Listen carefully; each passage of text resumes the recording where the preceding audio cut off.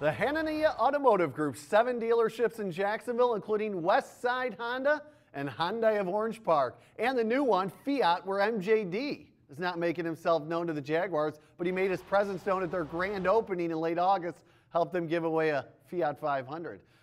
He's a running back. He obviously is very high in the rankings. Yes, right he now, is. not reporting, though. Let's get into the guys who are reporting the most important position in fantasy football. I'm TJ Stride alongside Mike Dempsey of 1010 XL and Sirius XM Fantasy Sports Radio. The top 5, it can go any which way. I think it's becoming a lot clearer as the season approaches. And while we believe the top 5 can go in any order, you like that group. I do like that group, and I think that for me it's the 3 and 2, and that's the way it's been. And really, as the season has gotten closer, I've fallen towards the Ray Rice side of the debate versus Arian Foster. Just a little bit safer, I think, because he doesn't have the presence of a guy like Ben Tate, who will take away a few touches. I'm not saying that Arian Foster is getting relegated to backup status, but I go Rice, I go Foster, I go McCoy. That's your clear top 3. It's kind of a coin flip on the next 2. I think Darren McFadden has that upside of being the overall #1 guy in fantasy. I don't think Chris Johnson's there this year. Chris Johnson's a little bit safer. I say shoot for the stars at this point. You know what? You're not here to finish 2nd or 3rd. You want to win your league. Take McFadden, then Chris Johnson. That's your top 5 running backs. I love that. I love McFadden. All right, the next 5, there are some pretty impressive names there, but not nearly as impressive as years in the past. So you got to find the right guy, or else you got to go to another position. Who in that bottom 5 offers top 5 value? Well, I think the one guy who could break into that group most easily is DeMarco Murray. Again, Felix Jones doesn't scare me from a touches standpoint, and he seems to always be hurt. DeMarco Murray stands out in that group. Typically, Forte is a pretty safe option as well, but much more talented backup now in Michael Bush in Chicago than he's ever had. But keep in mind, his value's never been tied to touchdown, so even if he gets some vultured from him, he's going to be okay. He'll be a solid #1 for you if you're at the end of the 1st round. You know, I can go for a guy like Jamal Charles, but I'd rather have him as my 2nd running back. Absolutely. Most of the guys on this list, I'd rather have him as my 2nd running back. And if I draft Maurice Jones-Drew, I'm making sure I get Rashad Jennings. There's no way you can leave yourself hanging out like that. Matt Forte will catch 60 balls in a season. Jamal Charles coming off the ACL, but he did do it in week 2 of last season, so he had the full year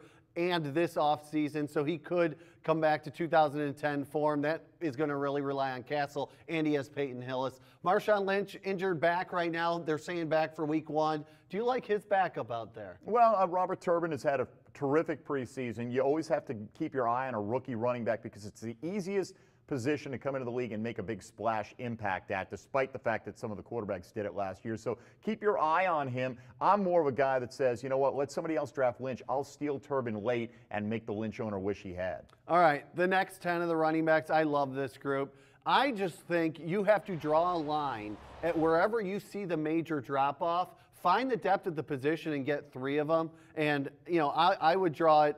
You know, I would draw it right about at Reggie Bush. I think there's about 18 guys. What do you see in the second 10? Well, out of this group right here, the guy I want, if I have a running back, if I get DeMarco Murray, I am coming back with Ryan Matthews every single time. 3-4 weeks ago, he's a top 5, top 6 overall pick. He breaks his collarbone. It's healing well. At the latest, they'll have him back by week 3. And when he comes back, he's touching it 20 times a game. Love that pick there. I like Trent Richardson if the reports are favorable as they move into the season on the knee. And I think Doug Martin as well has really come on. And you got a coach who coached Reggie Bush in college. He's going to run it heavy in Tampa. He may be, Ray Rice, in college. He may be this year's kind of Ray Rice light. And at Boise State, he was very prolific, healthy, smart. You like those kind of guys. Trent Richardson and Ryan Matthews, as Mike said, they were first-round draftees before they went down. So here's people that you can get in the 2nd and 3rd round